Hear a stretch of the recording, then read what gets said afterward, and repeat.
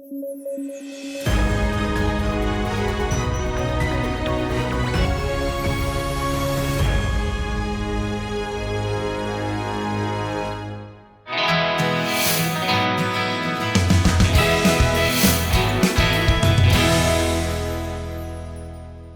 News at 9 programme में आपका स्वागत है। मैं हूं अमृत उपाध्याय। आइए देखते हैं आज की हेडलाइन। 14 अप्रैल को मनी बाबा साहेब की जयंती। संविधान के पिता के तौर पर देश करता है याद। स्वतंत्र भारत के पहले कानून मंत्री थे डॉक्टर अंबेडकर। रंगनाथ मिश्रा कमीशन खबरों में सुप्रीम कोर्ट ने फिर से विचार करने की दी सलाह। सरकार ने गठित किया नया आयोग। और विदेश मंत्री एस जयशंकर पहुंचे मोजाम्बिक। वूजी ब्रिज का किया शुभारंभ। भारत मोजाम्बिक संबंध होंगे मजबूत।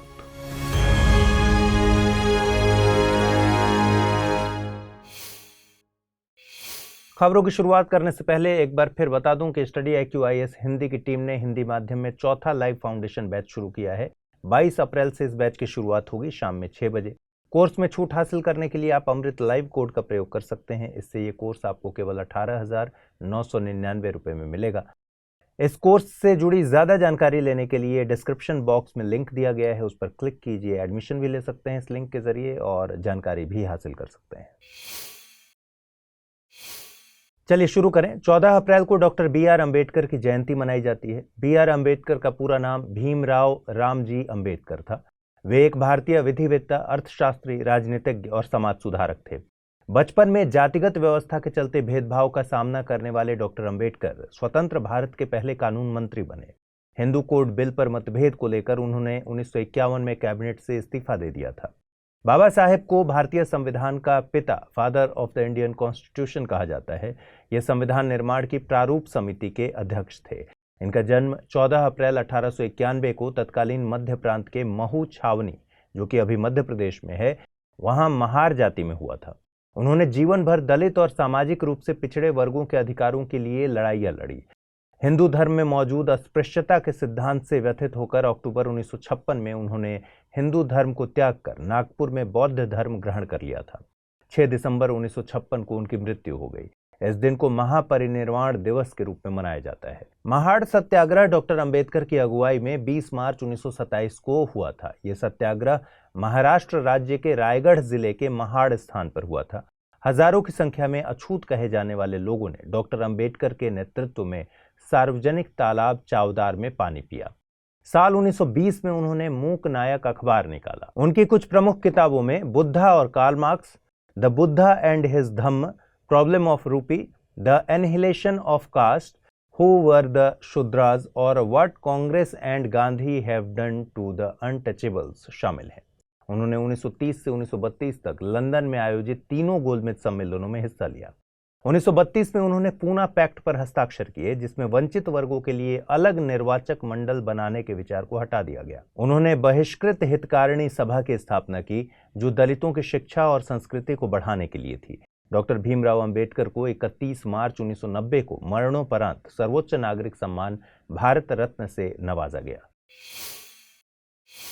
रंगनाथ मिश्रा आयोग एक बार फिर से खबरों में है। दरअसल सुप्रीम कोर्ट ने इस रिपोर्ट पर केंद्र को एक बार फिर से विचार करने के लिए कहा है। केंद्र के मुताबिक इस रिपोर्ट में तुलनात्मक अध्ययन और फील्ड स्टडी की कमी है। गौरतलब है कि जस्टिस रंगनाथ मिश्रा की अध्यक्षता में national commission for religious and linguistic minorities का गठन किया गया था। इसे धार्मिक और भाषाई अल्पसंख्यकों में सामाजिक और आर्थिक तौर पर पिछड़े लोगों के कल्याण के लिए सुझाव देने के लिए गठित किया गया था। मई 2007 में इस कमीशन ने इस संबंध में अपनी रिपोर्ट सौंपी थी, जिसके मुताबिक अनुसूचित जाति के स्टेटस को धार्मिक तौर पर न्यूट्रल कर देना चाहिए। National council of Dalit Christians ने दलित ईसाइयों को अनुसूचित जाति के दर्जे को लेकर सुप्रीम कोर्ट में याचिका दायर की हुई है।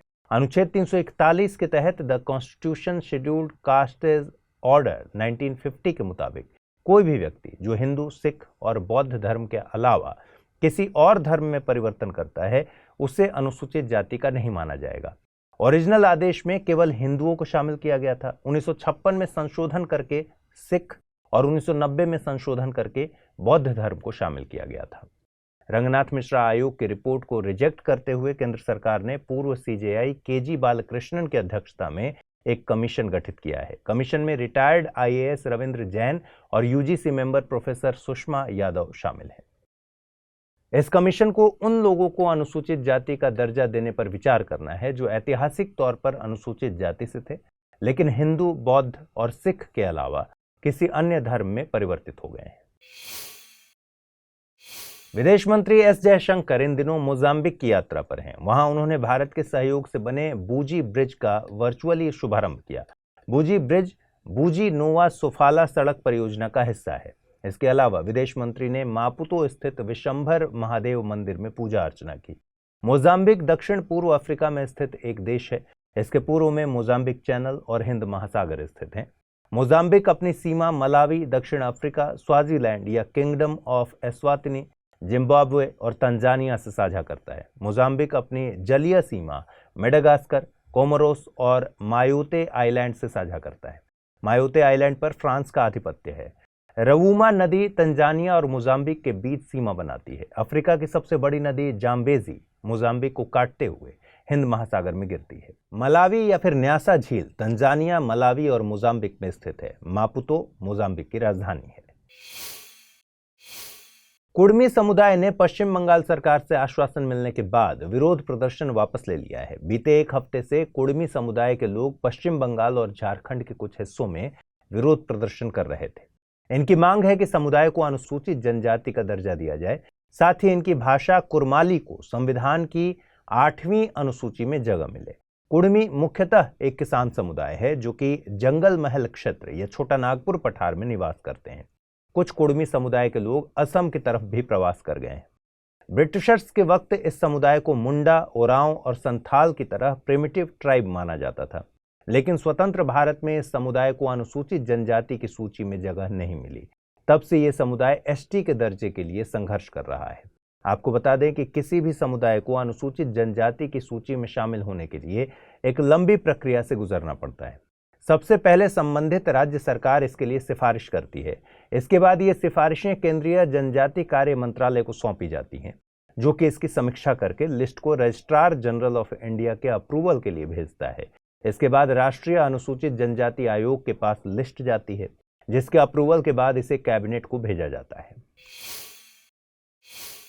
आइए देखते हैं आज के बुलेटिन पर आधारित क्या प्रश्न बन सकते हैं। पहला सवाल है, निम्नलिखित में से सही युग्मों का चुनाव कीजिए। एक तरफ है देश, दूसरी तरफ राजधानी। Mozambique Maputo, Senegal Dakar, New Zealand Wellington. केवल एक युग्म, केवल 2 युग्म, केवल 3 युग्म या फिर इनमें से कोई नहीं। अगला सवाल है, निम्नलिखित कथनों पर विचार कीजिए। डॉक्टर भीमराव अंबेडकर ने लंदन में आयोजित तीनों गोलमेज सम्मेलन में हिस्सा लिया था। बूजी ब्रिज असम और बांग्लादेश को जोड़ता है। उपर्युक्त में से सही कथन या कथनों को चुनना है। केवल एक, केवल 2, 1 और 2 दोनों, न तो 1 न ही 2। आइए देखें पिछले बुलेटिन पर आधारित क्या सवाल बने थे और उनके सही जवाब क्या हैं। The anarchical and revolutionary crime act 1919 को सामान्य बोलचाल में क्या कहा जाता था? Pitt's India act, Indian arms act, Ilbert bill या फिर रॉलेट एक्ट। सही जवाब है इसका ऑप्शन डी, रॉलेट एक्ट। निम्नलिखित कथनों पर विचार कीजिए। इंटरनेशनल प्राइज इन स्टैटिस्टिक्स 2023 भारतीय अमेरिकी गणितज्ञ CR राव को दिया गया है। नेशनल क्रेडिट फ्रेमवर्क में केवल टेक्निकल कोर्सेज को ही स्टोर किया जा सकता है। सही कथन या कथनों को चुनना था कूट के जरिए। केवल एक, केवल 2, 1 और 2 दोनों, न तो 1 न ही 2। सही जवाब है विकल्प ए, यानी केवल पहला कथन सही है। नेशनल क्रेडिट फ्रेमवर्क केवल टेक्निकल कोर्सेज तक सीमित नहीं है। तो आज आपसे पूछे गए सवालों का जवाब जरूर कमेंट बॉक्स में दीजिए। ये प्रोग्राम आपको कैसा लगा ये भी जरूर बताइए। और अगर आप इस बुलेटिन की PDF हासिल करना चाहते हैं तो अमृत उपाध्याय 007 टेलीग्राम चैनल है, इस पर जाइए जहां रोजाना इसकी PDF अपलोड होती है। ख्याल रखिए, ठीक से पढ़ाई कीजिए। नमस्कार।